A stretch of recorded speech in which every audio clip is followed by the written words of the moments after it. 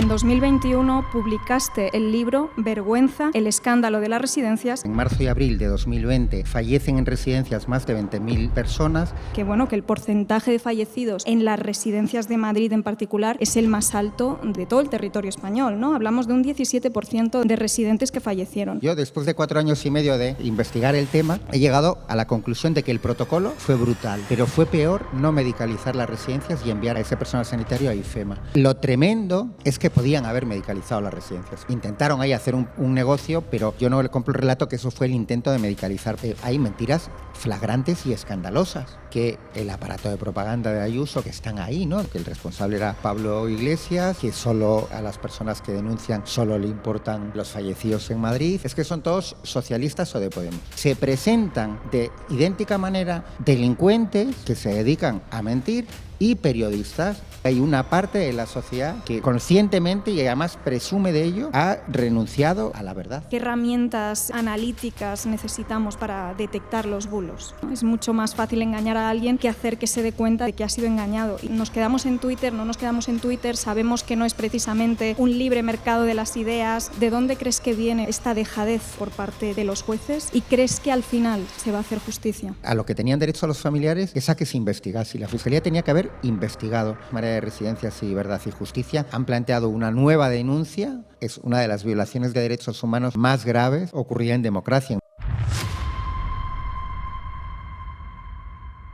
Bienvenidos a un episodio muy especial de No Obstante. Hoy no vamos a estar en nuestro estudio habitual, sino grabando en directo desde un escenario diferente. El escenario en el que se celebra el acto conmemorativo por el 25 aniversario del Sindicato de Periodistas de Madrid. Este encuentro no es solo una celebración de la profesión y de la lucha por un periodismo libre y comprometido, es también una ocasión para reflexionar sobre los desafíos a los que se enfrenta en la era digital y en un mundo donde las verdades se difuminan, el poder a menudo impone su relato y la precariedad, cada vez más extendida en el sector, amenaza con erosionar el derecho a la información. En esta ocasión he tenido la oportunidad de entrevistar al periodista Manuel Rico, director de investigación en Infolibre y quien arrojó luz acerca de uno de los episodios más oscuros y controvertidos de nuestra historia reciente, el escándalo de las residencias de mayores durante la pandemia del COVID-19. A lo largo del episodio abordaremos preguntas imprescindibles. ¿Cómo se permitió que miles de personas murieran en soledad en las residencias? ¿Qué intereses había detrás de las decisiones tomadas? ¿Por qué Madrid fue la región más golpeada? También hablaremos del papel del periodismo en denunciar estas tragedias y en combatir la desinformación, la manipulación, los discursos de odio y la impunidad frente a las consecuencias, disfrazada de libertad de expresión. Así que, sin más, os invitamos a acompañarnos en este viaje de memoria, análisis y compromiso, porque si algo tenemos claro es que frente al olvido y la impunidad, la palabra es resistencia. Empezamos. Bueno, yo antes que nada quería agradecer al Sindicato de Periodistas de Madrid que me hayan ofrecido este espacio para presentar mi programa en ocasión del 25 aniversario de este sindicato y en este caso para tener una charla o una conversación sobre una cuestión tan importante y de tanto calado como lo que vamos a tratar aquí, y sobre todo también me siento honrada teniendo en cuenta la calidad y el bagaje de los ponentes que hemos tenido a lo largo de esta jornada. Bueno, la mayoría creo que ya conoceréis a Manuel Rico, periodista, abogado y director de investigación de Infolibre. Así que es un placer tenerte aquí conmigo en esta versión en directo de No Obstante.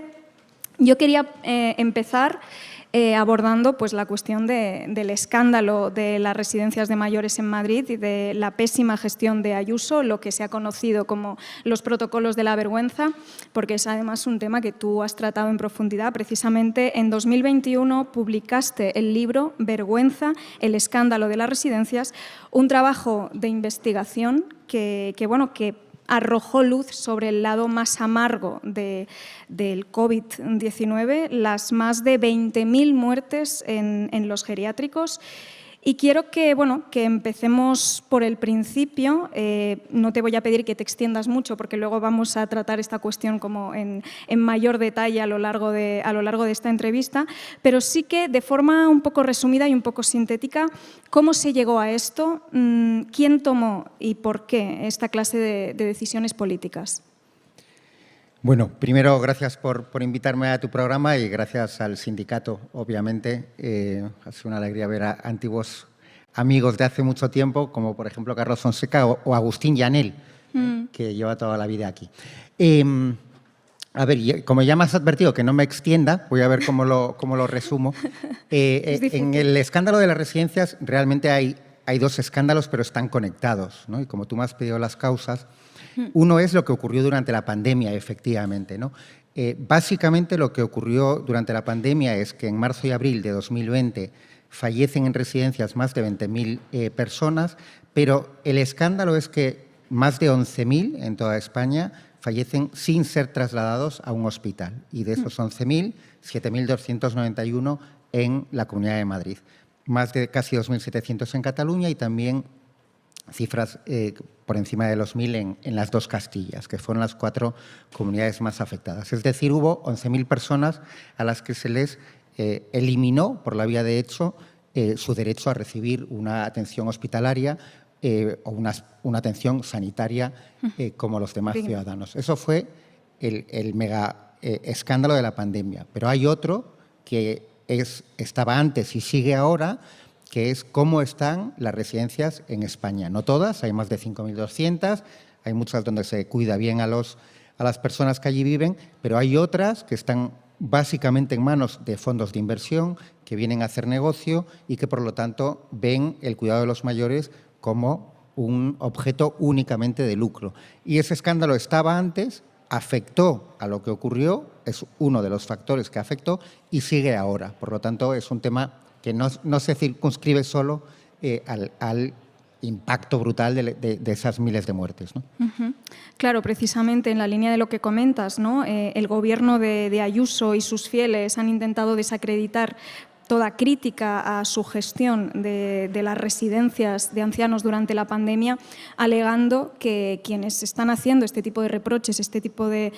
Bueno, pues quienes están exigiendo esa rendición de cuentas, de alguna forma lo están haciendo con una intencionalidad política o partidista porque se están centrando específicamente, ¿no?, en esos 7.291 fallecidos en Madrid y no tanto en lo sucedido en el resto de territorios, ¿no? Pero a pesar de que el escándalo de las residencias se produjese y se haya producido a escala nacional, como tú también dejas claro en el libro, al final es un hecho que el porcentaje de fallecidos en las residencias de Madrid en particular es el más alto de todo el territorio español, ¿no? Hablamos de un 17% de residentes que fallecieron. Yo te quería preguntar, ¿por qué, la pandemia impactó de esa forma, de forma mucho más sangrante, mucho más terrible en la Comunidad de Madrid en particular?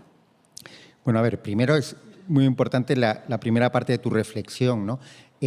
Obviamente, cualquier persona que no haya tenido la atención sanitaria que debía es condenable. Yo, claro, de hecho, siempre, como acabo de hacer ahora, claro, lo de todas las comunidades, pero es verdad que en Madrid hay unos elementos que agravaron lo ocurrido y que además sí que son responsabilidad del poder político, en este caso del gobierno de Ayuso, ¿no? Por simplificarlo, en Madrid había 4 vías para ayudar a un residente enfermo, una persona que estaba enferma en una residencia, 4 vías. Una, que fue la que anunció el Gobierno, era medicalizar las residencias, es decir, llevar médicos y enfermeras a las residencias. La segunda vía era trasladar a esa persona enferma al hospital público de referencia. Todas las residencias tienen un hospital porque las residencias son como un domicilio particular, claro, por lo tanto, igual que nosotros tenemos un hospital de referencia, las residencias también. Tercero, enviar a esa persona enferma al hospital que se creó en IFEMA, que al final fue un acto realmente de pura propaganda, se bautizó como el Hospital Milagro, algunas personas lo recordarán. Bueno, tercera opción. Y cuarta opción, trasladar a esa persona enferma a los hospitales privados, porque en una decisión correcta el Gobierno de Madrid, el 12 de marzo de 2020, decide que hay un mando único hospitalario. Por lo tanto, la Consejería de Sanidad podía utilizar las camas de los hospitales privados como si fuesen públicos. Bien, a ese residente enfermo le daba igual cuál de esas 4 vías hubiesen utilizado para intentar salvarle o para, si no, para que hubiese tenido una muerte más digna. No se utilizó ninguna de las 4 en esos 7.291 casos y no se utilizó por decisiones políticas, por decisiones del gobierno de Ayuso. ¿Tenían los médicos y enfermeras para medicalizar las residencias? No los enviaron a las residencias, las enviaron al hospital de IFEMA. Aprobaron el protocolo de la vergüenza para impedir que las personas con deterioro cognitivo o con dependencia física, por ejemplo, ir en silla de ruedas, fuesen trasladados a los hospitales públicos. No fueron al IFEMA, solo fueron 23 enfermos leves, pero durante las 6 semanas que estuvo abierto IFEMA murieron más de 6.000 residentes y ni uno solo fue a IFEMA, a ser tratado en IFEMA, y ni uno solo fue tampoco a los hospitales privados. Y esto son decisiones que tomó el gobierno regional y que podía haber adoptado decisiones completamente contrarias y, por lo tanto, por eso sí que tiene una responsabilidad y tiene que responder. Porque los partidarios de que no se conozca la verdad y, sobre todo, de que no haya responsabilidades, han puesto en marcha una teoría muy poderosa, que es la teoría del tsunami. Es poderosa porque todos lo recordamos como un tsunami realmente, ¿no? Bueno, es algo que nadie estaba preparado para ello. Realmente en los primeros momentos no había vacuna, no había nada. Pero bueno, en periodismo en general las preguntas interesantes son las repreguntas o las segundas preguntas. Antes de estar aquí Silvia Inzorrondo, lo interesante fueron sus repreguntas, ¿no? En la famosa entrevista a Feijóo. Aquí la repregunta es obvia y muy fácil. El tsunami llega a las costas de Japón y se encuentra unos edificios sólidos y unos servicios de protección potentes. Llega a las costas de Haití y arrasa con todo. Y eso ya es responsabilidad del poder político. Cómo estaban nuestras costas ya no es el tsunami, es el poder político. Y cómo estaban nuestras costas y qué decisiones se toman cuando llega el tsunami, eso es la responsabilidad que tiene. Ni el Gobierno de Madrid ni el de Cataluña ni el de Castilla-La Mancha o Castilla y León tienen responsabilidad de que el COVID fuese tan potente, de que atacase especialmente a las personas mayores. De cómo estaban las residencias y de cuáles son las decisiones que ellos tomaron, tienen toda la responsabilidad y de eso deberían responder ante los ciudadanos. Totalmente. Bueno, y en mi opinión ante la justicia, pero ese es otro tema. Sí, de eso también, sobre eso también hablaremos. De hecho, lo que comentas se entronca también mucho con todos los discursos ahora mismo autoexculpatorios alrededor de la gestión también de la DANA, y también hablaremos de esto, ¿no? Porque los paralelismos son... Bueno, la verdad es que son como bastante señalables. Claro, yo te quería preguntar, tengo entendido que hubo solo 4 ambulancias para la gestión integral, para la medicalización de casi 500 residencias. Si me equivoco en algún dato, dejo que me corrijas. Y es que se encargó a Encarnación Burgueño, ¿no? El plan de choque para las residencias de mayores, lo que posteriormente se ha denominado Operación Bicho. Y claro, esta persona, Encarnación Burgueño, algo que es bastante reseñable o algo que es bastante curioso de ella es que no tenía experiencia previa en gestión sanitaria y, sin embargo, bueno, pues era la hija del exdirector general de hospitales de la Comunidad de Madrid, ¿no? Y además también alguien a quien la presidenta Díaz Ayuso había encargado pues, la coordinación del sector sanitario ante la pandemia. Claro, sabemos que hubo nepotismo, porque queda claro, pero también quería hablar de hasta qué punto hubo negocio también detrás de esta operación Bicho. Es decir, no sé si se entiende la pregunta, no sé si la he formulado bien, pero... No, la pregunta y la explicación se entiende perfecta y correctamente, ¿no? A ver, respecto a las 4 ambulancias, efectivamente ahí hubo un intento. Se filtraron los audios, en concreto fueron los compañeros del País quienes los dieron en este caso. Bueno, es evidente que era una persona, Encarnación Burgueño, ajena, que no tenía experiencia en el sector, para nada menos para la situación terrible en la que estaban en aquellos momentos las residencias. Pero, a ver, no era un intento de medicalizar las residencias. Quiero decir que medicalizar las residencias sea incluso una resolución del Tribunal Superior de Justicia de Madrid. ¿En qué consiste? El poder político, como siempre, me encantó el matiz que hizo una de las personas que intervino del público antes sobre que hay que utilizar las palabras correctas, ¿no? Y los periodistas tenemos una responsabilidad especial ahí. El poder político, su primer objetivo es bueno, pues enmarañar con las palabras para que no sepamos cuál es la verdad, ¿no? En este caso se ha hecho con lo de medicalizar una residencia. ¿Qué es medicalizar una residencia? Bueno, cualquier médico lo sabe, es una cosa de sentido común, pero en este caso tenemos una resolución del Tribunal Superior de Justicia de Madrid de abril de 2020 donde dice claramente qué es medicalizar una residencia. Medicalizar una residencia es mandar médicos y enfermeras convertir las residencias en un espacio sanitario y mandar el material sanitario necesario para tratar a las personas enfermas. Esas 3 cuestiones. Obviamente, con 4 ambulancias que van por allí prácticamente a preguntar qué tal estás, no puedes hacer nada de eso. Por lo tanto, digamos que la responsabilidad, intentaron ahí hacer un negocio, pero yo no le compro el relato que eso fue el intento de medicalizar, porque eso es mentira. No, si no digo que tú lo hagas, es para aclararlo. Sí. Lo tremendo es que podían haber medicalizado las residencias, porque claro, alguien que no conozca el tema en profundidad puede decir, ya, pero ¿cómo mandas médicos y enfermeras? Quiero decir, médicos y enfermeras, no sé, generan de un día para otro. ¿Cómo tenías esos profesionales, ¿no? Y la brutalidad, yo después de 4 años y medio de investigar el tema, he llegado a la conclusión de que el protocolo fue brutal, pero fue peor no medicalizar las residencias y enviar a esa gente, a ese personal sanitario, a IFEMA.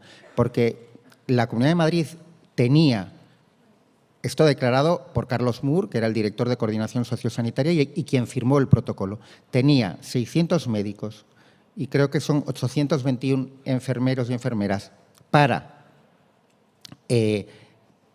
destinarlos a donde quisieran, porque se habían cerrado las urgencias de atención primaria, entre otros dispositivos, y lo que hicieron fue enviar a esos 1.400 a IFEMA y no a las residencias donde estaban muriendo cientos de personas cada día en ese momento, segunda quincena de marzo. O sea, tú tienes a 1.400 personas, personal sanitario, con eso habrían perfectamente medicalizado las residencias, no lo hacen, los envían a IFEMA y a IFEMA luego no envían a la gente que se está muriendo. ¿Por qué? Porque habían decidido que iba a ser el Hospital Milagro y claro, el Hospital Milagro, una parte importante habrían fallecido igual, pues entonces no es un Hospital Milagro. Y Ayuso no podría haber hecho el discurso que hizo cuando entre bocatas de calamares clausuraron el Hospital Milagro el 30 de abril, creo que fue, que era que allí la gente, era un milagro porque la gente se curaba. Claro, si mandas enfermos leves, se curan. Si mandas a jugadores del Real Madrid, también.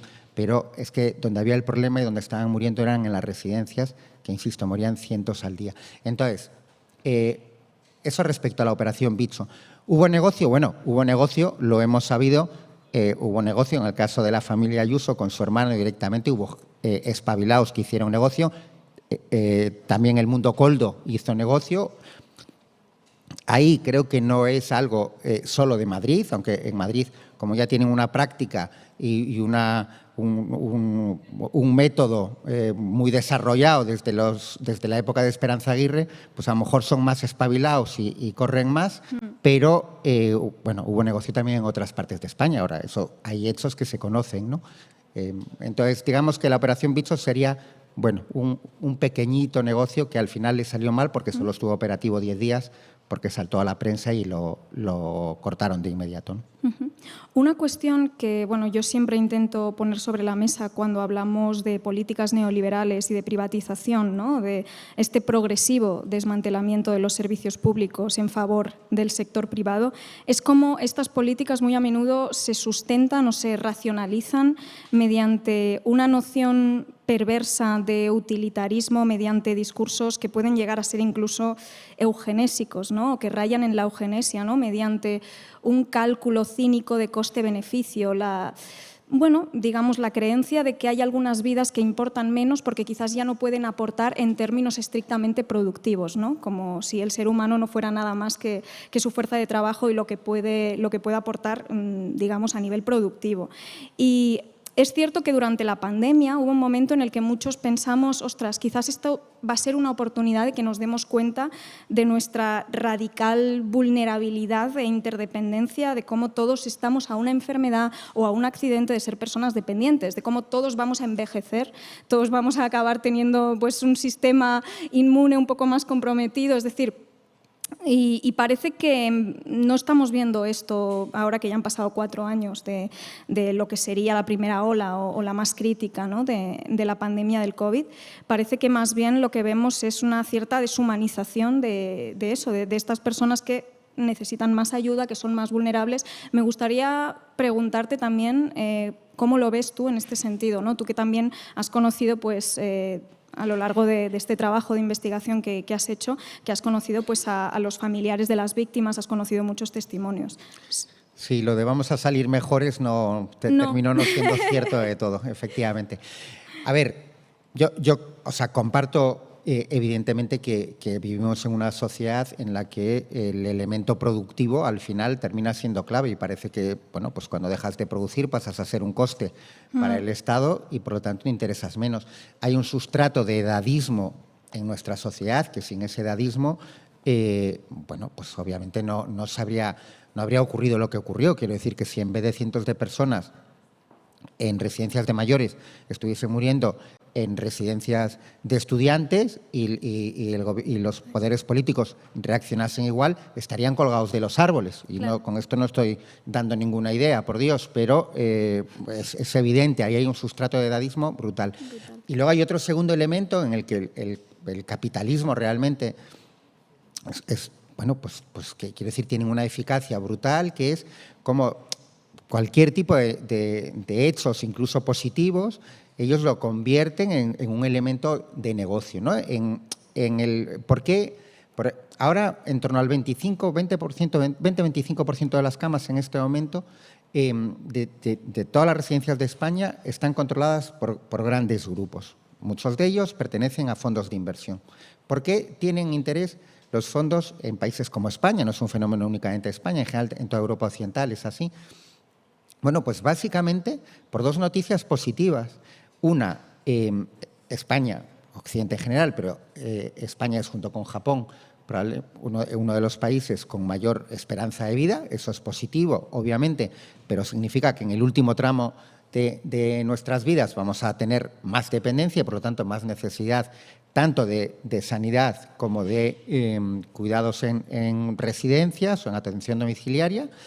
Y segundo, la ley de dependencia, que se aprueba en el 2004, creo que es, 2004-2006, ahora me baila la memoria, que reconoce la dependencia como cuarto pilar del estado de bienestar. Es verdad que es una ley que nace con un problema serio de financiación, pero bueno, digamos que para los fondos, para las empresas, ahí hay dinero público garantizado. Para que sepamos de qué estamos hablando, todos los años aproximadamente en torno a 2.100 millones de euros de dinero público termina en las empresas privadas que se dedican a gestión de residencias. Bueno, por lo tanto, segunda noticia positiva, que es que se reconozca como un derecho los cuidados y la dependencia, lo transforman en una máquina, una forma de hacer negocio.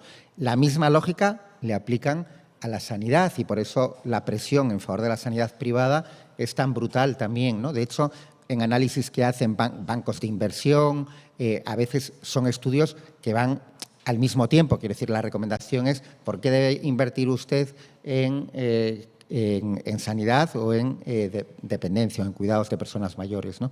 Entonces, bueno, pues esa reflexión está ahí, esos dos elementos que si no eres productivo dejas de interesarle a la sociedad, pero hay una parte que esa persona no productiva sí que la transforma en algo con lo que son capaces de generar negocio, ¿no? Uh-huh. Bueno, la semana pasada, de hecho, entrevisté a Mercedes Huertas, que es la presidenta de la Asociación Dignidad y Justicia en las Residencias de Mayores y que es también pues, la hija, la familiar de una de las víctimas del escándalo de las residencias. Y uno de los temas que tratamos fue precisamente algo que ya comentabas antes, ¿no? Que fue la inacción del Poder Judicial en un caso tan flagrante y cómo además al final esa falta de iniciativa por parte del Poder Judicial está haciendo algo que a mí me parece profundamente injusto y revictimizante, que es que los propios familiares de las víctimas, ¿no? Los más afectados, tengan que ser los que carguen en sus hombros con esa responsabilidad de dar pasos para intentar que de alguna forma se depuren pues, responsabilidades cuando esto pues, se tendría que llevar desde otros lugares, ¿no? Entonces me gustaría hacerte dos preguntas. Por un lado, ¿de dónde crees que viene o por qué crees a qué se debe, ¿no? esta dejadez por parte de los jueces? ¿Y crees que al final se va a hacer justicia? Bueno, voy a empezar por la segunda porque como tiene una respuesta más corta y más sencilla. ¿Eres optimista o pesimista, no, básicamente? No, siempre me niego tajantemente a hacer pronósticos, claro. porque siempre digo que los periodistas bastante tenemos con intentar explicar el presente y si podemos el pasado como para dedicarnos a pronosticar lo que va a ocurrir, ¿no? Y si encima te están grabando y dentro de X tiempo se demuestra que mi pronóstico era falso, pues, o era erróneo, mejor dicho, pues no lo sé. Ahora, sí que se pueden hacer, digamos, llegar a conclusiones informadas, y la conclusión informada, la segunda pregunta es que, hombre, que como mínimo escéptico soy de que se termine haciendo justicia. La primera, ¿por qué ha ocurrido? Llevamos casi 4 años y medio porque las primeras querellas en Madrid, pero estoy pensando también una en Barcelona, se ponen en abril del 2020, cuando acaban de ocurrir los hechos, ¿no? Entonces, para mí hay una dejación absoluta de la Fiscalía, ¿no? Incumpliendo de forma flagrante y escandalosa lo que es su misión, y que es investigar qué había ocurrido. Demostrar delitos en nuestro ordenamiento jurídico, que tenemos un sistema muy garantista y es bueno que sea así, es complicado. Quiero decir que no digo montar persecuciones judiciales como hemos visto, ¿no? Pero hacerlo en serio es muy complicado. Pero a lo que tenían derecho a los familiares es a que se investigase. Y la Fiscalía tenía que haber investigado realmente, buscar las pruebas y en algunos casos yo creo que evidentemente se habría llegado a procedimientos penales y en otros a lo mejor no, porque hubo actuaciones que podemos considerar irregulares pero que no son penales. Pero la Fiscalía hizo una dejación completa de funciones. Hizo una dejación completa de funciones en general en toda España. Luego hubo casos especialmente graves. Por ejemplo, la fiscal de Barcelona archivó una denuncia que habían presentado familiares de 30 residencias de Barcelona con todo tipo de pruebas y dictó un decreto de inadmisión, de que no abrió una investigación sin hacer ni una sola diligencia. Y la fiscal superior de Madrid, no solo no dio instrucciones para investigar, sino que en la memoria anual correspondiente al año 2020, que le dedica 12 páginas a lo que había ocurrido en las residencias, hay mentiras flagrantes y escandalosas. Pero quiero decir que esto no es algo que uno lo diría con esta rotundidad si no pudiese defenderlo ante un tribunal, ¿no? Sostiene, por ejemplo, que el protocolo no afectó a las derivaciones, cuando todos los datos que yo publiqué en su momento en Infolibro, en el libro, son datos oficiales de la Comunidad de Madrid, porque lo tremendo en ese sentido de lo que ocurre en Madrid y por qué el gobierno Ayuso, como no puede defenderse con hechos, pues busca otro tipo de estrategias, ¿no?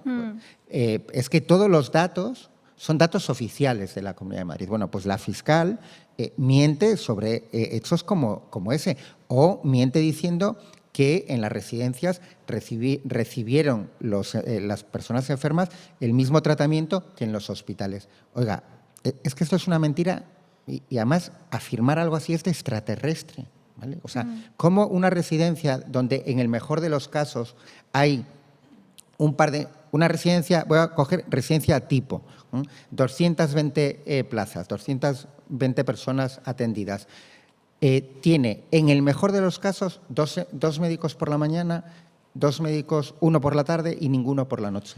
¿De verdad podemos comparar eso con un hospital donde hay 10 veces más personal, donde hay especialistas de todo tipo que pueden hablar entre ellos, que en las residencias no hay para hacer ni una radiografía, no había ni test de COVID? Bueno, pues la fiscal superior no tuvo ningún problema en poner eso por escrito, ¿vale? Entonces, la actuación de la Fiscalía ha sido tremenda.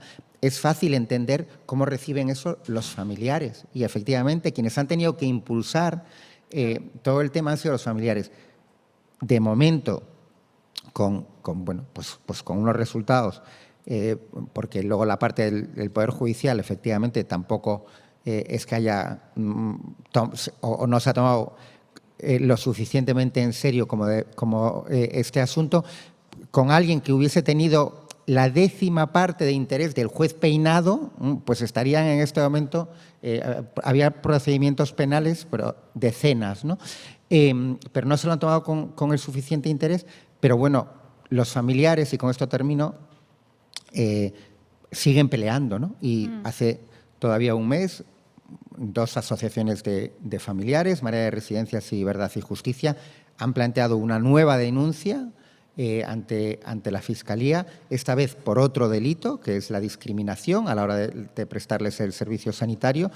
Y bueno, demuestra que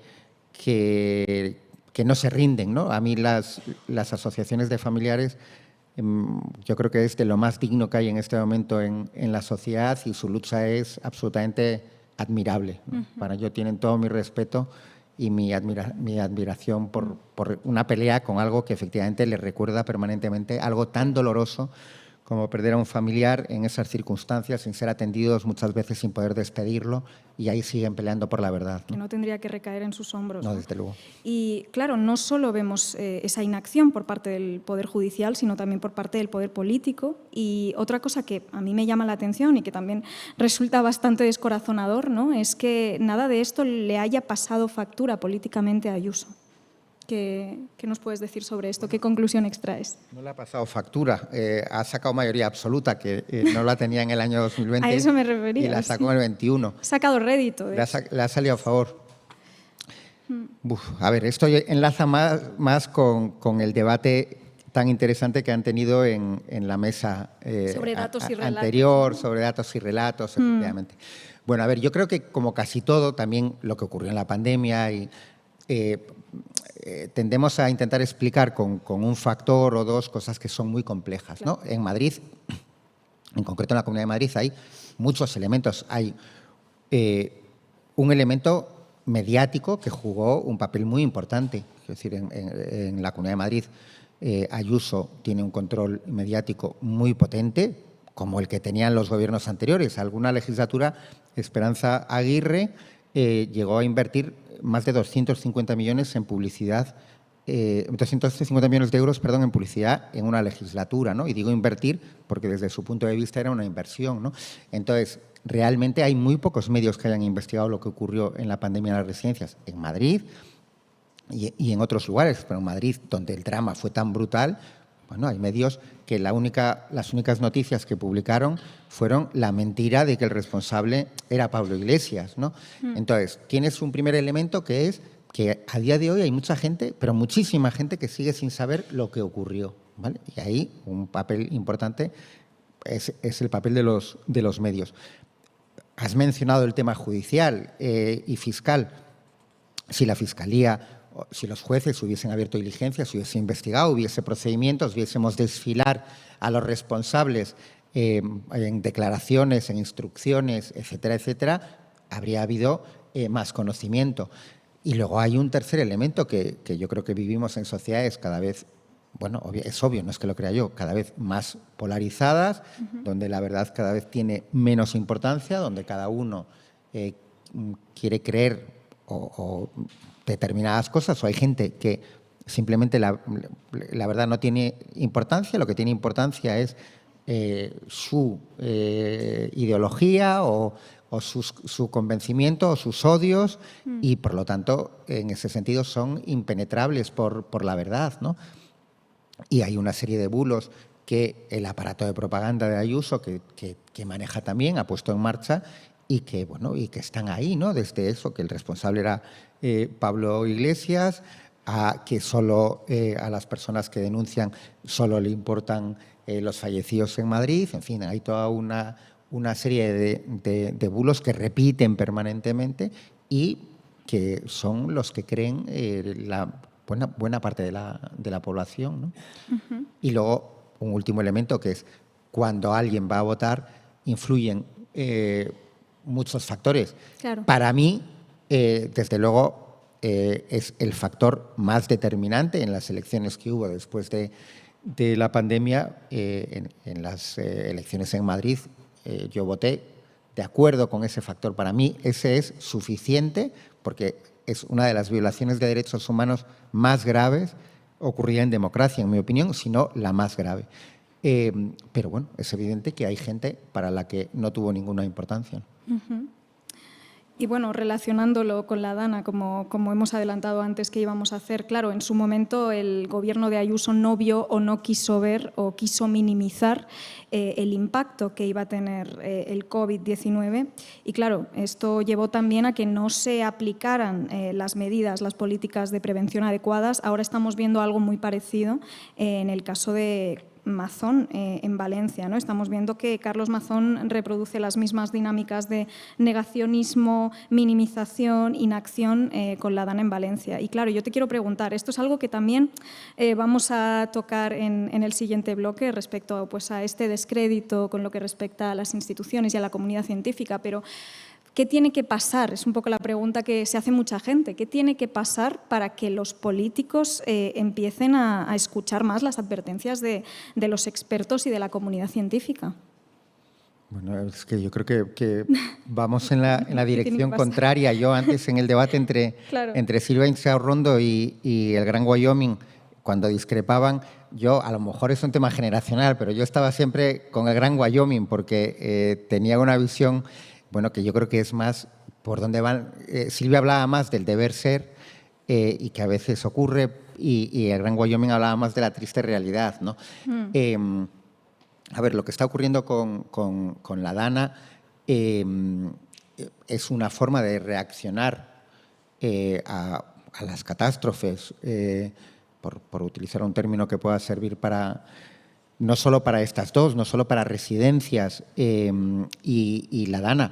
Bueno, el atentado, que no fue una catástrofe, el atentado terrorista del 11M, como el manual que utilizó el gobierno de Aznar en aquel momento, el Prestige en Galicia y los hilillos de plastilina.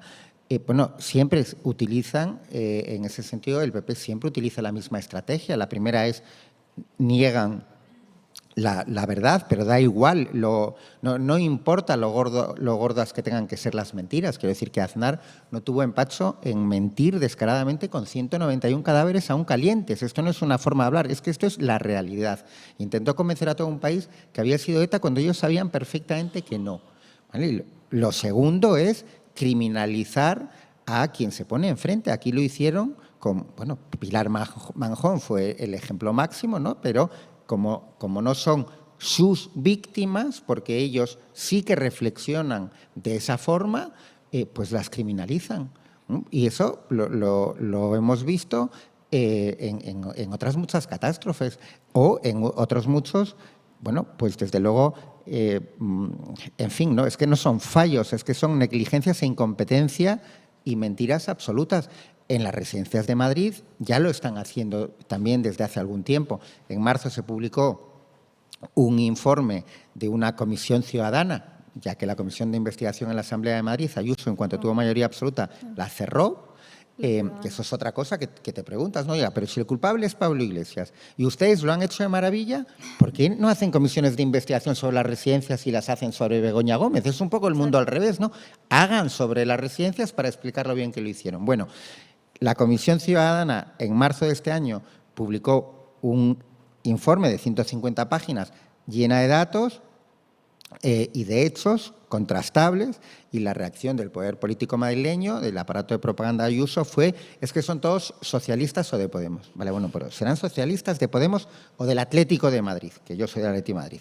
Pero sobre lo que pone en el informe, ¿tienen algo que decir? Quiero decir, ustedes pueden decir, no, mire, es que este informe tiene 17 mentiras en la página 4, 9, 23, 37 y son estas las mentiras. No, sobre eso no. ¿Pero por qué? Porque como no pueden jugar en ese terreno, pues juegan en el terreno de criminalizar al adversario, de embarrar, de confundir y de que al final no se sepa la verdad. Y con la Dana en Valencia lo están haciendo de forma acelerada. La consejera Interior, lo primero que dijo, la que no sabía, la encargada de emergencias, que no sabía que se podían enviar alertas al móvil, dijo que era un protocolo, que el sistema de alertas era un protocolo. ¿Qué es lo que dijo Ayuso cuando en Infolibre publicamos el protocolo de la vergüenza? Que era un borrador, perdón, que era un protocolo que era un borrador, dijo la valenciana. Aquí Ayuso también, que era un protocolo que era un borrador. Oiga, pero es que está firmado digitalmente por su director de coordinación sociosanitaria. ¿Ustedes en el Gobierno de Madrid se dedican a firmar protocolos que son borradores? ¿En serio? Bueno, pues aplicaron el mismo sistema. Y Mazón lleva 17 días mintiendo. 17 días mintiendo. Salen a 2, 3 grandes mentiras por día. No pasa nada.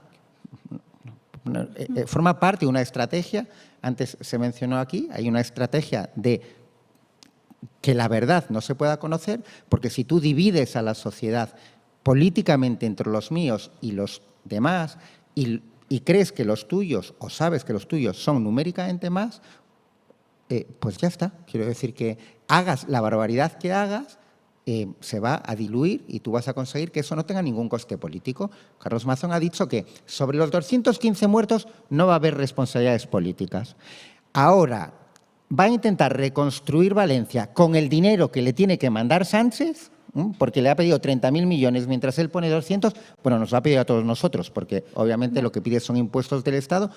Si eso no lo hace bien, entonces sí que asumirá responsabilidades políticas. Hombre, se está riendo a la cara de la gente, ¿no? Pero les funciona, con lo cual yo imagino que Mazón estaría en Valencia y diría, Ayuso hizo esto y le salió bien con 7.291 personas sin recibir la atención sanitaria a la que tenían derecho. Pues yo lo mismo, claro. Hablando precisamente de datos y relatos, me das pie a abrir el bloque sobre periodismo, sobre el estado de la profesión, los retos a los que se enfrenta también pues, en esta era digital y en el contexto de la economía de la atención.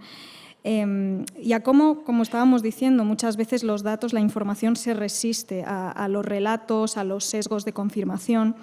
Y una de las cosas que te quería preguntar es, claro, tú has comentado en el Diario Público que el periodismo pues, tiene, digamos, la vocación, la función, el cometido de destapar, de comunicar la verdad y que en demasiadas ocasiones hay injerencias políticas, económicas que alejan al periodista de esa vocación. Y, bueno, de hecho, en 2009 tú fuiste, junto a otros compañeros, denunciado por una información relativa a Ignacio González.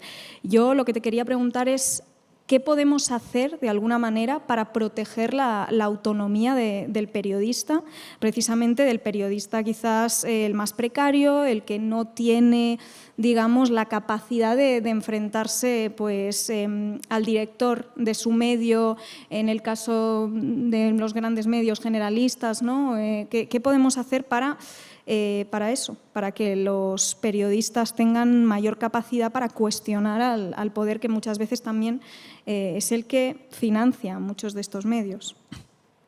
A ver, lo que podríamos hacer es tener medios independientes y periodistas, como aquí se dijo, bueno, que estuviesen bien remunerados y que, por lo tanto, bueno, pues eliminar, digamos, que los elementos de censura, que es la parte externa, o de autocensura que existen, ¿no? Lo que pasa es que, a ver, en este país hablamos mucho del poder político, ¿no? Del control del poder político, incluso en la tertulia anterior, bueno, pues que tocaron tantos temas y fue tan interesante, pero al final estábamos hablando de una entrevista a un político, etcétera. El gran poder oculto en España con los medios de comunicación, yo empecé a trabajar en el año 90, es el poder económico, ¿no? Y sobre ese se habla muchísimo menos, ¿no? Sobre las fuentes de ingresos de los medios de comunicación, y aquí casi diría de todos los medios de comunicación, no solo los de derecha y ultraderecha, hay un velo total. En España durante décadas no se podía hablar mal del Corte Inglés. Y no hay noticias del Corte Inglés. Mañana aterriza un extraterrestre, le encargan para su tesis doctoral, busque noticias negativas del Corte Inglés entre el año 1980 y el 2000. Y no hay. ¿Por qué? Porque el Corte Inglés era el gran anunciante publicitario de los periódicos de papel y demás. Luego ya vinieron otras empresas, las telefónicas, tal, entonces el Corte Inglés perdió un poquito de poder relativo. Pero eso sigue funcionando ahora. Yo sonrío cuando escucho, y bueno, el Gobierno, bueno, en este caso además por una directiva o un reglamento europeo, quieren impulsar cómo luchar contra los fake news, tal.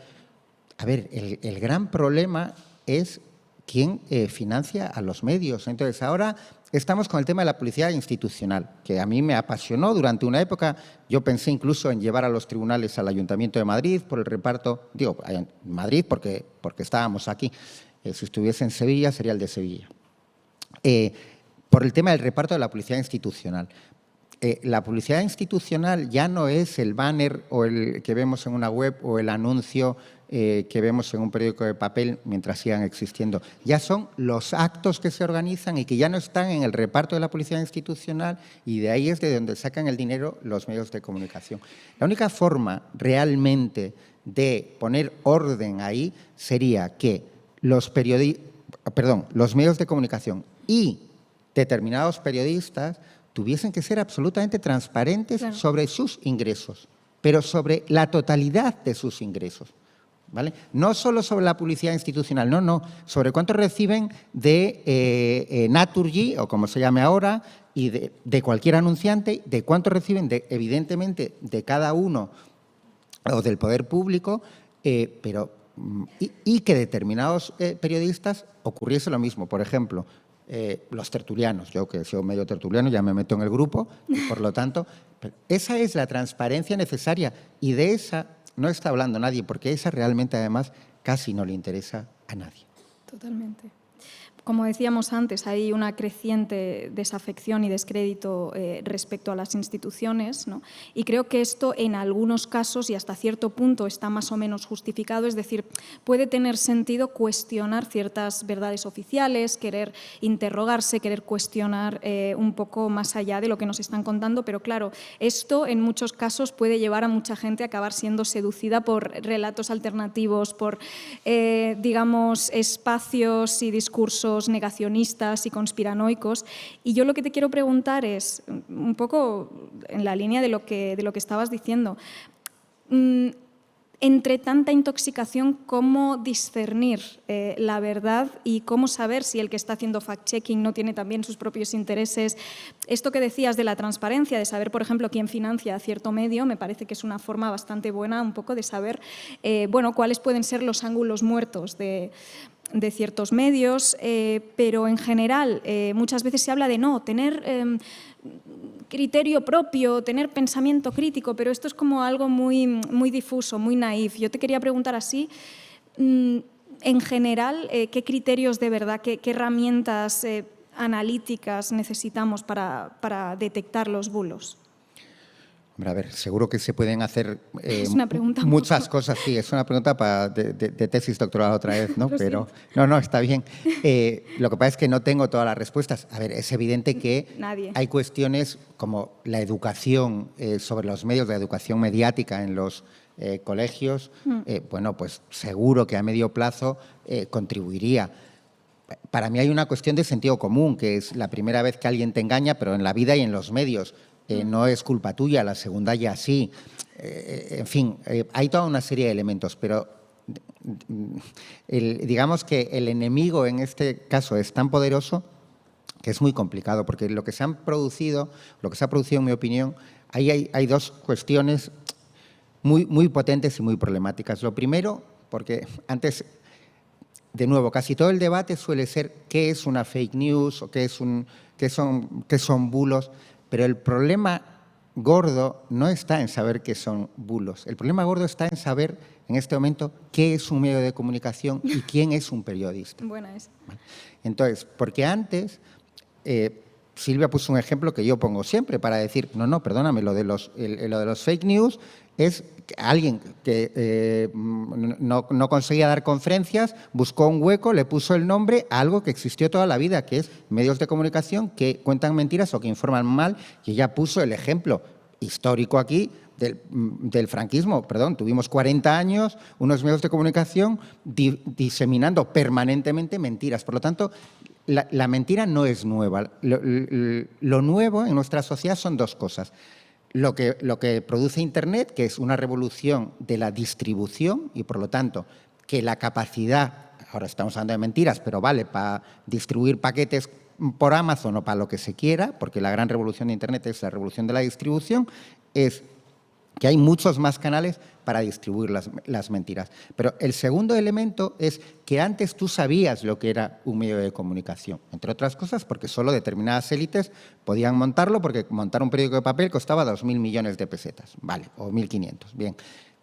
Ahora no hay coste de entrada, pero lo que ha producido es que quiero decir, le seguimos llamando profesionales, un intoxicador. En el Congreso acreditan a gente como periodista que lo que tendrían que ir es a la comisaría de enfrente a denunciarlos, ¿no?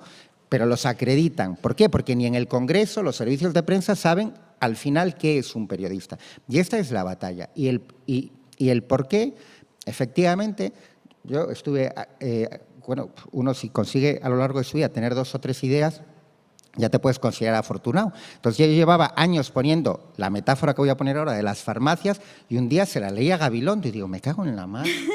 ¿Cómo es posible? Ahora, cuando la cuente, ya voy a tener que decir, por lo menos citar a Gabilondo, porque si no me sentiré mal.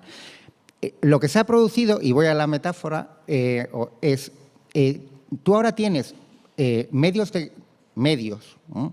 que aparentemente son lo mismo. Tú abres El País y abres cualquiera de los medios de propaganda e intoxicación y formalmente, y esto enlaza con cómo distinguimos, es lo mismo, ¿vale? Entonces es como si tú fueses a una farmacia y todas las farmacias tienen la misma cruz verde, pero hay una farmacia que te envenena y otra que te da el medicamento que tú quieres. Claro, es muy complicado. ¿Cómo seleccionas a la farmacia? Pues es que no hay forma.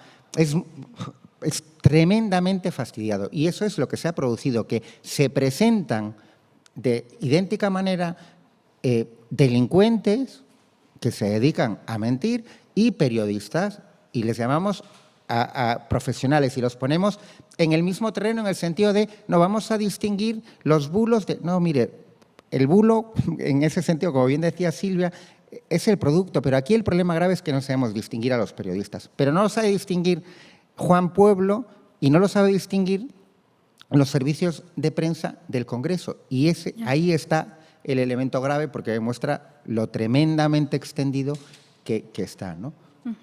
Bueno, la siguiente pregunta también va a ser un poco abierta. De tesis, también de tesis. No, pero quiero decir que no pretendo que nos ofrezcas una fórmula definitiva, una solución perfecta, porque no la hay, pero simplemente que reflexionemos. Y es que, precisamente Julián Macías, al que hemos podido tener aquí y al que también pude entrevistar en mi podcast, tiene una sección titulada Dato mata relato, pero él mismo reconoce que en la vida real el relato se acaba imponiendo sobre el dato y que los datos como algo abstraído, ¿no?, en el vacío, si no están inscritos en una historia, en una narrativa seductora y convincente que pueda ser congruente con nuestra identidad, con nuestras afinidades políticas, con nuestras fobias, muchas veces no tiene nada que hacer frente a eso, frente a estas narrativas de la ultraderecha en este caso.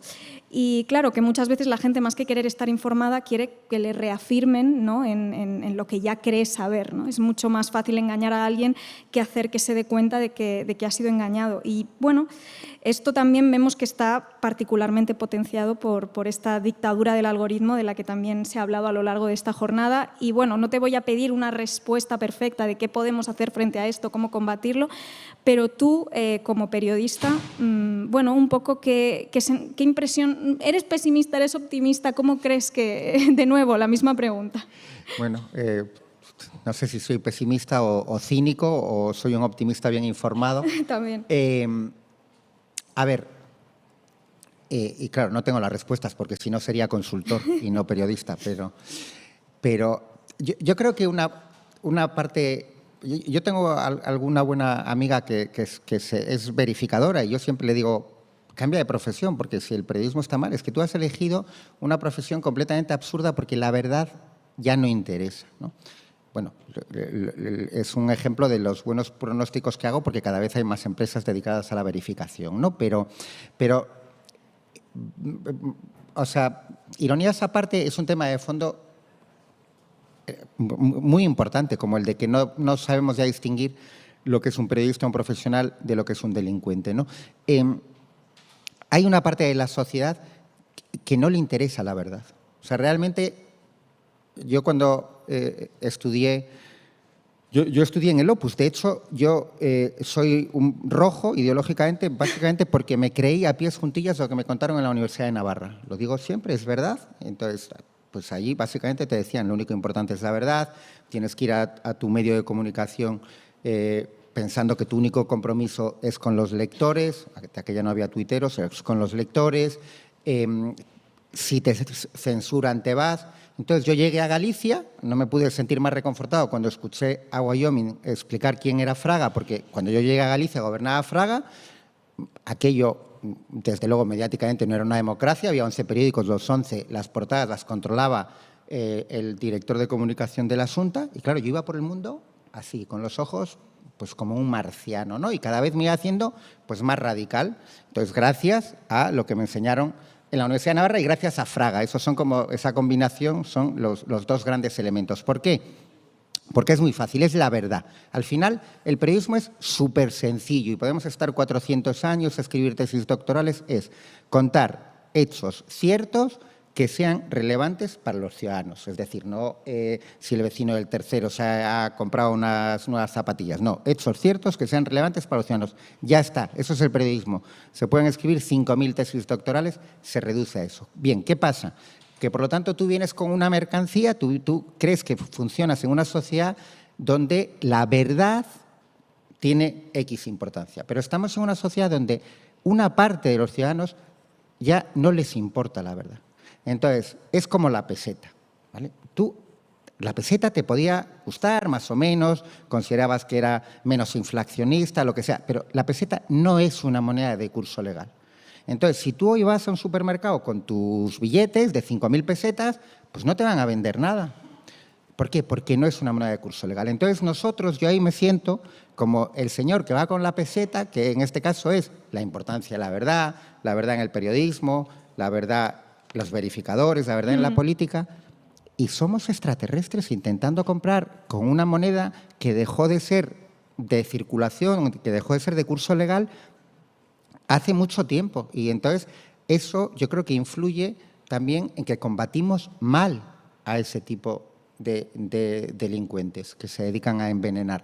Porque eso es, razonamos con un elemento que para una parte importante de la sociedad ya no tiene importancia. Lo que tiene importancia es un relato y da igual que sea un relato inventado, ¿no? Si reafirma sus sesgos, su ideología, si por el motivo que sea le convence, es impermeable a la verdad. ¿Hay alternativa para esto? No, porque no vamos a pasar a decir que el periodismo va a consistir en contar mentiras, ¿no?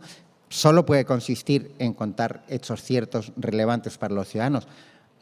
Pero es complicado, sí, porque claro, si no tienes público interesado, por fortuna sigue habiendo gente interesada, por fortuna hay excelentes periodistas en España y en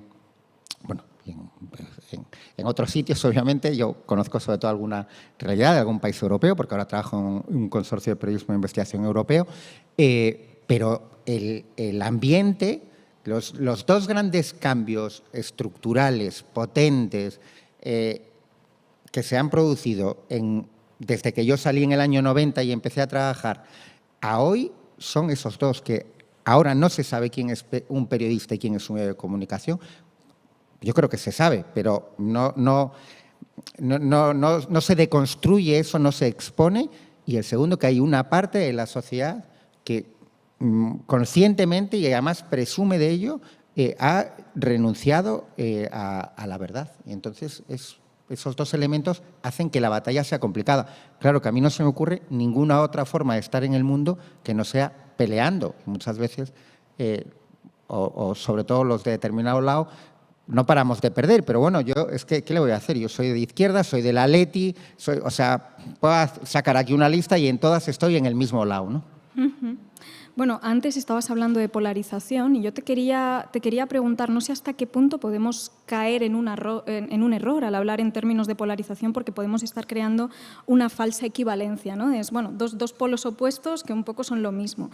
Y claro, al final lo que vemos es, pues, por ejemplo, a Miguel Ángel Rodríguez amenazando a compañeros de profesión, a Ayuso llamando hijo de al presidente en el Congreso de los Diputados, e incluso a nivel de propuestas, ¿no? Parece que no, es que está todo muy polarizado, pero lo que vemos es que la izquierda institucional pues aboga por ejemplo, reducir la jornada laboral a 37 horas y media, mientras que la derecha está hablando aquí de que si mandamos ahora al ejército a Gibraltar, a parar cayucos y ese tipo de discursos, ¿no?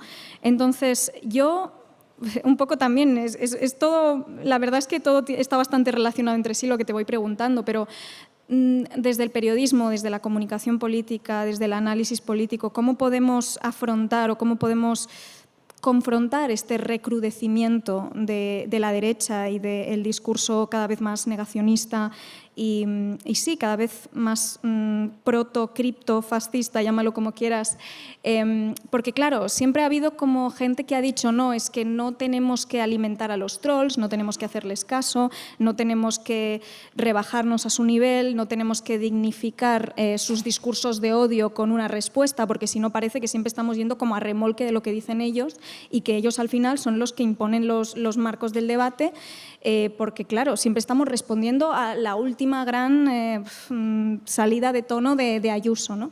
Claro, un periodista, ¿qué hace con eso, ¿no? Es decir, claro, al final hay que... Un periodista, un comunicador... Claro, yo no soy periodista, yo soy graduada en filosofía, entonces yo vengo de otro lugar, pero bueno, si hablamos de comunicación política en general, ¿no? Y te quería preguntar eso, tú...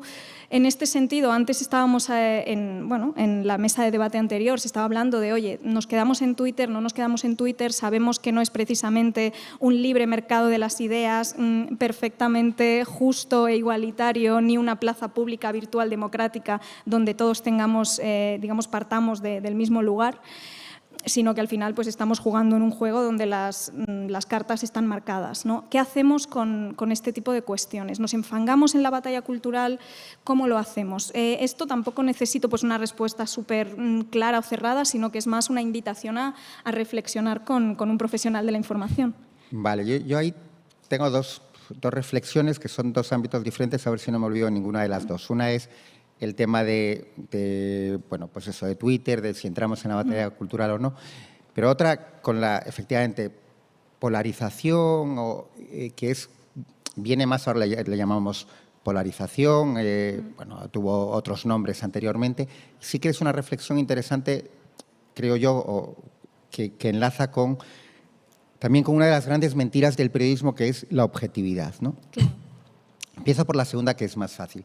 A ver, yo lo que creo es que incluso en una retirada, bueno, primero, yo no discuto con ningún fascista, ni en ningún sitio, porque entonces, además, en mi Twitter y ahora ya en mi Blue Sky lo pongo, quiero decir, si eres fascista te bloqueo, digo, porque mi vida en años, minutos, como lo quieras medir, es limitada y por lo tanto hay muchísima gente interesante. Entonces, para mí, Twitter o Blue Sky o cualquier red social es mi casa. Si tú vienes a mi casa, te meas en el pasillo, no sabes comportarte, sales por la ventana, adiós. Quiero decir, y también hay que elegir las batallas, no puedes estar todo el día enzarzándote en debates con el primero, ¿no? No, yo leo Twitter. Las residencias Pablo Iglesias, bloqueado. Tengo 15.000 bloqueados en Twitter, ¿vale? Bien, entonces, quiero decir que a mí me encanta debatir, soy ultra cabezón, con lo cual ahí insisto, pero hay un límite. Quiero decir que, oiga, yo no estoy aquí para solucionar las frustraciones mentales de todos los idiotas que tengan conexión a Internet. No. Bien. ¿Eso significa que haya que irse de Twitter? Bueno, yo creo que como todo en la vida hay que ser lo más racional, bueno, todo en la vida no, pero que en la vida hay que ser racional y plantearse determinadas preguntas. Entonces, ¿qué aporta? Yo creo que cada persona además puede tener una respuesta diferente en este momento. ¿Qué te aporta Twitter? ¿Cuáles son las desventajas? ¿Qué pierdo si me voy? ¿Qué gano si permanezco aquí? Pero sobre todo, si la decisión es irte, la retirada tiene que ser ordenada. ¿vale? Entonces, si tú me preguntas, ¿tú dentro de un año vas a estar en Twitter? No lo sé, porque como no hago pronósticos sobre el futuro, pero sí que he iniciado un proyecto de posible retirada ordenada. ¿Y para mí cuál es? Bueno, pues yo voy a intentar tener Twitter y Blue Sky, que creo que es claramente la apuesta. Yo tengo cuenta porque en cuanto sale alguien que parece una opción a Twitter, yo me abro mi cuenta. Tengo cuenta en Mastodon, tengo cuenta en Threads, abrí la cuenta en Blue Sky hace meses, el año pasado todavía. Pero bueno, creo que esta vez sí que va a haber hay un intento serio posible de que Blue Sky se convierta en una alternativa. ¿Por qué?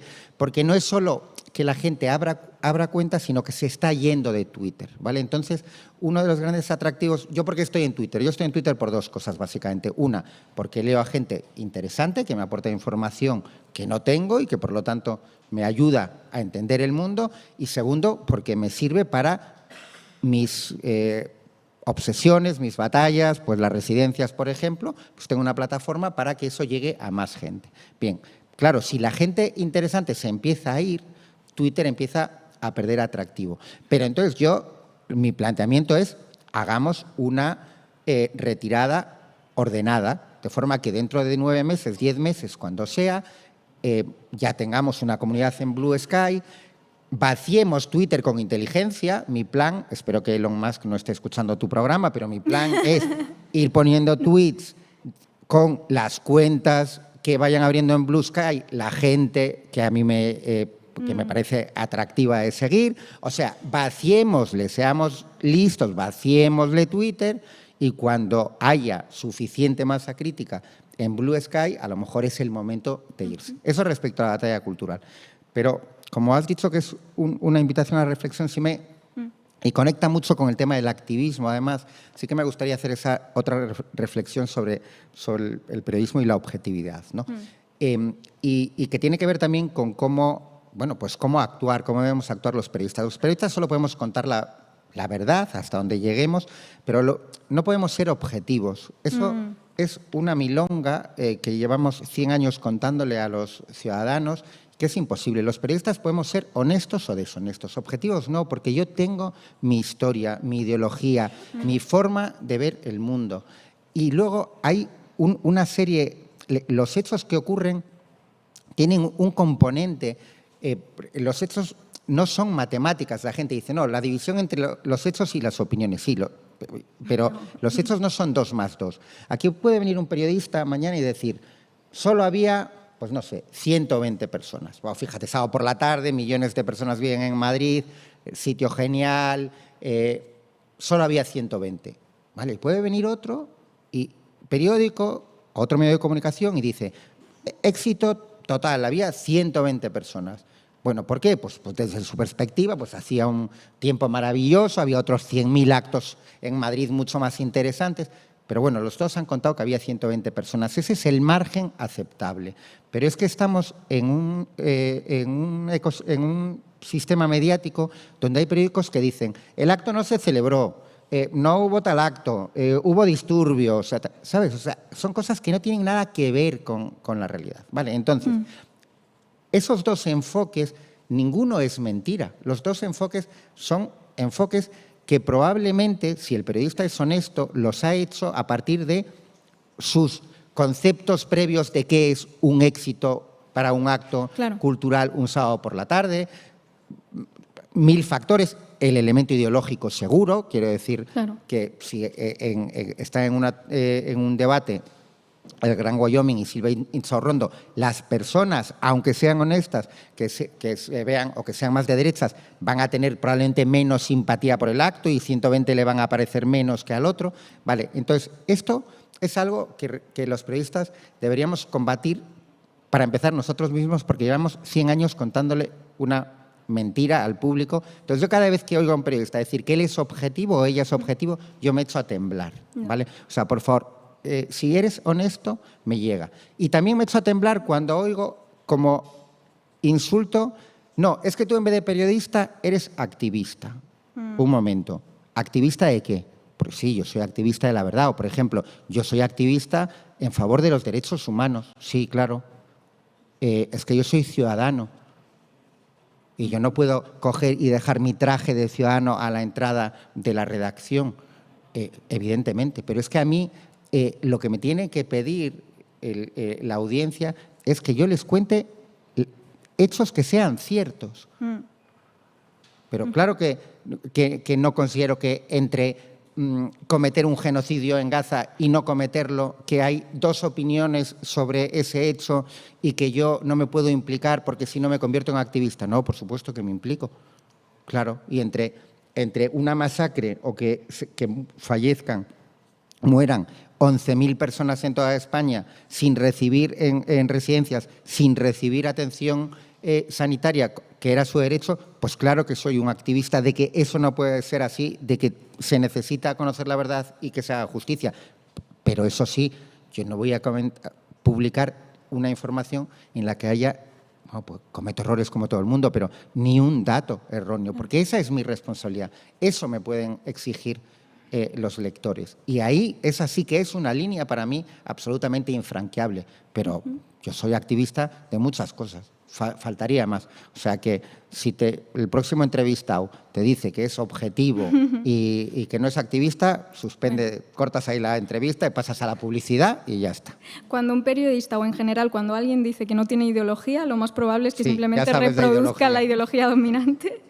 Al final, creo que la única forma de poder acercarnos a un cierto ideal de objetividad es precisamente reconocer que somos sujetos situados y que nos afectan las cosas y que, como tú decías, tampoco hay que entender la objetividad como algo pasivo, ¿no? De, mira, yo de forma completamente pasiva y neutral observo la realidad. No, tú tienes que ir también, tienes que implicarte. Entonces, esa idea de que no, es que el activismo o estar comprometido no es compatible con ser periodista, yo creo que es al revés, precisamente. Yo soy activista de la verdad.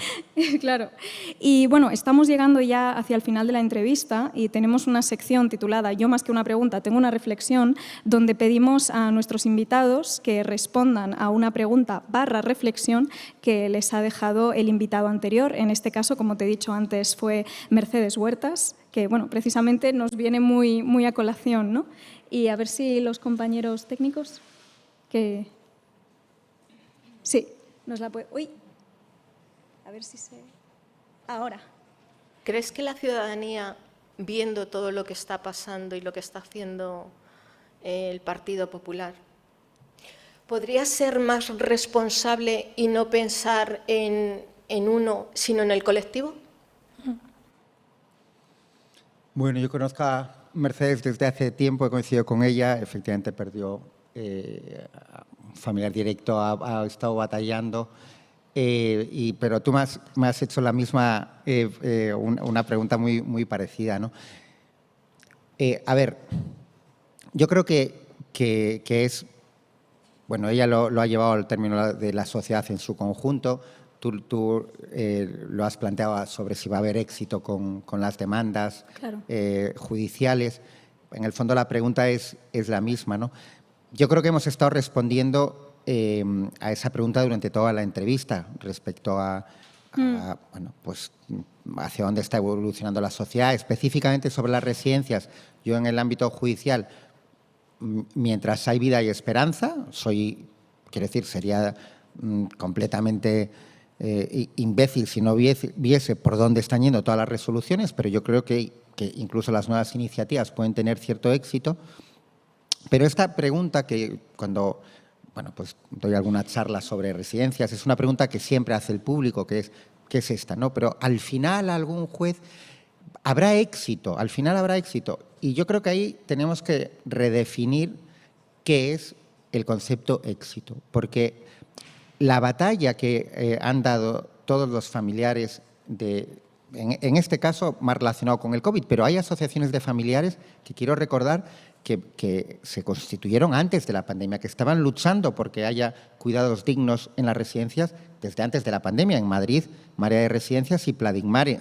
En Cataluña, por ejemplo, la coordinadora 5+1, o sea, que venían de antes, ¿no? Pero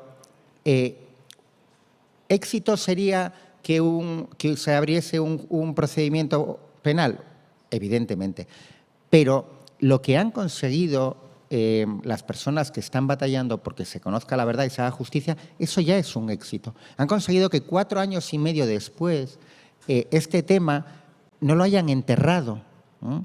Que era lo que quería Ayuso y su aparato de propaganda. 4 años y medio después, la cifra 7.291, que no es una cifra, son 7.291 vidas, ¿no?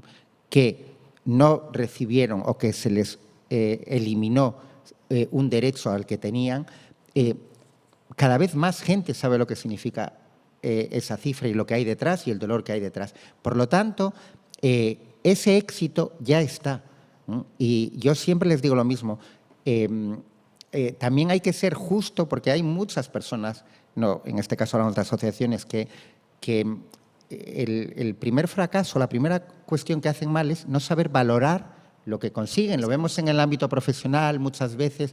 No, las asociaciones que están luchando porque se conozca la verdad han conseguido un éxito tremendo, que es que cada vez más gente sepa lo que ocurrió. Han conseguido un segundo éxito tremendo, que es mostrar cómo se puede dar una batalla digna por una causa justa sin perder en ningún momento, bueno, pues, en fin, haciéndolo de forma modélica. Y esos son 2 mega éxitos. Que todos los que queremos que se haga justicia nos gustaría también el éxito en el ámbito penal, nos gustaría, respondiendo más directamente a la pregunta de Mercedes, que dentro de la sociedad hubiese un movimiento de reconocer lo que ocurrió y actuar en consecuencia y, por lo tanto, penalizar, por ejemplo, en las urnas. Vale, pero ahí influyen tantos elementos que no podemos considerar que toda la lucha que han y que están realizando las asociaciones de familiares es un fracaso porque no esté en la cárcel un político determinado. Entonces, para mí eso es fundamental, porque tenemos que saber valorar las cosas que se hacen bien y saber valorar a la gente que pelea porque haya una sociedad más digna. Recordar también a los que estáis aquí y a quienes nos estéis viendo en casa y también a quienes nos vayáis a ver en diferido en YouTube, que, bueno, que este 4 de diciembre se estrena el documental 7.291, precisamente, que creo que ya se ha estrenado. Sí. ¿Cuándo...? A ver, al final se está consiguiendo llevar a muchos más cines, no solo en Madrid, claro. Yo creo que tiene fecha ya en Cataluña, en Galicia ha estado, con lo cual, pero sigue habiendo sesiones. Juanjo Castro, que es el director, en sus redes sociales, en Twitter, hoy ha abierto cuenta en Blue Sky, mañana le haré la publicidad correspondiente, ya le sigo, pero va informando permanentemente de cuándo hay... en qué cines hay proyección y está creciendo, efectivamente ya se ha estrenado en Los Verdi, pero no solo, quiero decir que hay más... Eso es. Y por lo tanto, quiero decir que hay información permanente, las asociaciones de familiares también retuitean, o sea que... Sí, sí. Pues disculpadme por la errata porque me había apuntado mal la fecha, lo siento. Y bueno, ya para terminar, una pregunta que podrías formular a nuestra siguiente invitada, que va a ser Alejandra Jacinto, que precisamente es una persona que también se ha implicado mucho con este escándalo de la mala gestión de las residencias durante la pandemia en particular. Bueno, esto sí que es una pregunta a traición, porque todas eran, reflexiona sobre el mundo... Y esta tiene que ser más concreta. Bueno, puede ser una reflexión también, ¿eh? Claro, le puedo pedir una reflexión general como las 15 preguntas. Lo siento. A ver, es verdad que Alejandra Jacinto, que era, por cierto, activista y una buena abogada y que luchó mucho por el tema de la vivienda, que es tan brutal también, ¿no? Lo que está ocurriendo, luego... fue portavoz y candidata de Podemos a la Asamblea de Madrid y ahora ha vuelto a su despacho. Bueno, trabaja como abogada otra vez. Pero bueno, yo le haría una pregunta muy cabrona, porque para eso soy periodista, ¿no? Que es si que valore su experiencia, su paso por la política, si le sigue saliendo a favor o en contra, pero si le ha merecido la pena y cuáles son las cosas a favor o las que recuerda como positivas, éxitos y las que no, ¿no? Si le ha merecido la pena, se volvería a repetir. Buena pregunta. Pues muchísimas gracias, Manuel Rico, por haberme concedido este espacio y también al Sindicato de Periodistas de Madrid, una vez más, por dejarme celebrar, presentar aquí mi programa de forma especial, en directo. Y muchísimas gracias también al equipazo técnico que ha hecho esto posible. Ha sido también un lujo y un gustazo no tener que realizar nada. Así que muchísimas gracias también a los que habéis venido hasta aquí, a los que os habéis desplazado hasta aquí. Y eso. Nada, no, gracias a ti por invitarme al programa, obviamente gracias al Sindicato de Periodistas y gracias a vosotros.